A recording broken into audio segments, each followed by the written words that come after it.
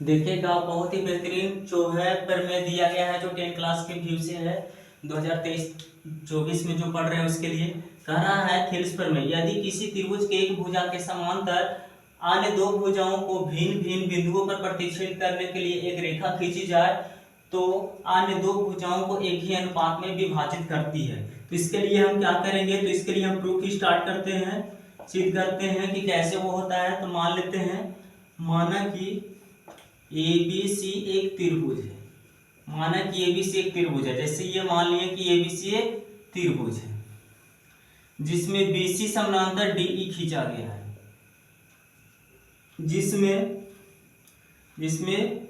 BC समानांतर DE खींचा गया है, खींचा गया है। BC समानांतर क्या खींचा गया है ना। तो इसमें सिद्ध करना है, तो सिद्ध करना है कि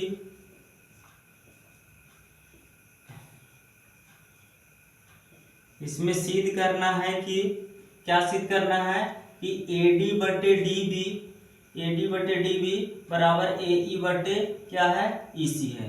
इसको प्रूव करने के लिए, सिद्ध करने के लिए हम क्या चलेंगे, तो हम क्या करेंगे, थोड़ा सा रचना कर लेंगे। क्या कर लेंगे, रचना कर लेंगे। रचना क्या कर लेते हैं, यहाँ से इस पर लंब जो है ना आपका n डाल देते हैं, और इस पर लंब जो है ना आपका m डाल देते हैं, है ना। इस पर लंब ये हो गया 90 डिग्री से डाल दिए, और D को C से मिला दिए, और ये आपका B को E से मिला दिए। तो रचना क्या की है आपका, AD लंब NE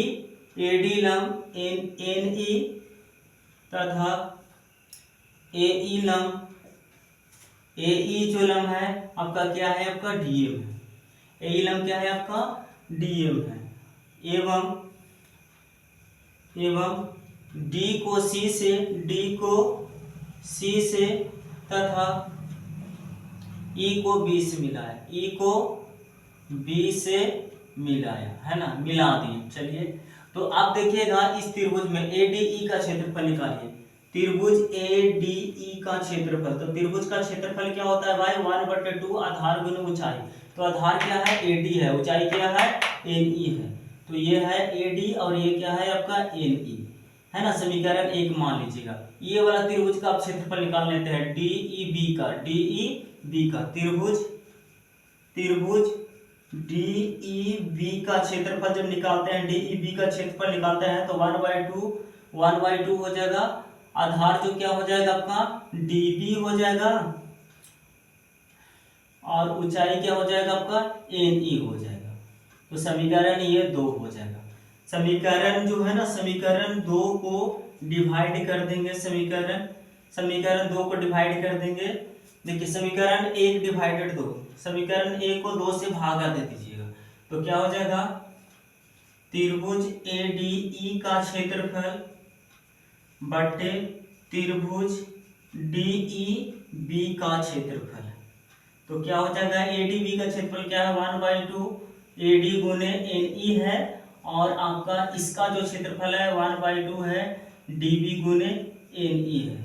तो क्या हो जाएगा आपका NE से NE कैंसिल, 1/2 से 1/2 कैंसिल, यानी कि इतना मान आ जाएगा आपका AD बटे क्या हो जाएगा आपका DB। समीकरण इसको A मान के छोड़ दीजिएगा। पुनः जो चलेंगे, पुनः त्रिभुज, अब इसको आधार मान करके इस तरह से इसको और इसको आधार माने ना, उसी तरह से इसको और इसको आधार मानेंगे, AE को और इसी को, और 2 बार क्षेत्रफल उसका भी निकालेंगे।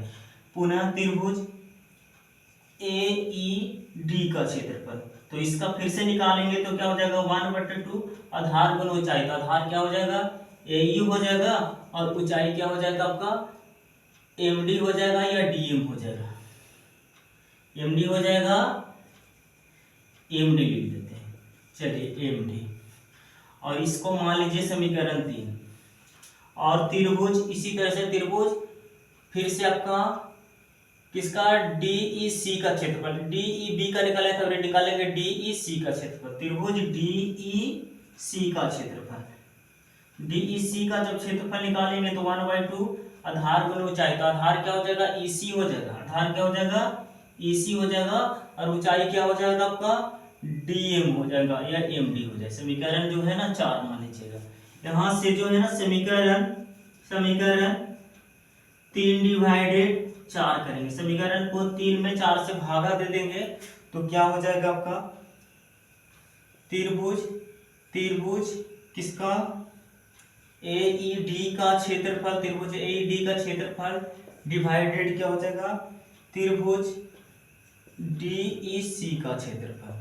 तो इसका क्षेत्रफल क्या है 1/2, इसका क्षेत्रफल AED का क्षेत्रफल क्या है 1/2 AE गुने MD है, और इसका जो क्षेत्रफल है 1/2 है, और EC गुने MD है, EC गुने MD है।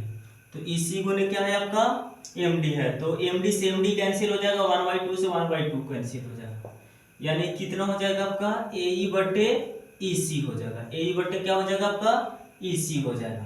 इसको समीकरण जो है ना B मान लीजिएगा। अब ध्यान से देखिएगा इस फिगर को, तो ये वाला त्रिभुज और ये वाला आपका त्रिभुज दोनों में आपका जो है ना DE जो आधार है सेम है। तो यहाँ क्या है त्रिभुज DEB तथा त्रिभुज DEC का एक ही आधार क्या है DE है, क्या है आपका एक ही DE आधार DE है, तथा DE समानांतर BC है, तथा DE समानांतर क्या है BC है। तो ऐसा जब हो जाता है बाबू, ऐसा जब हो जाता है तो त्रिभुज DEB का जो क्षेत्रफल हो जाएगा वो किसके बराबर हो जाएगा त्रिभुज DEC का क्षेत्रफल हो जाएगा। तो ऐसा होने से क्या हो जाएगा, इसको हम जो है ना समीकरण C मान लेते हैं।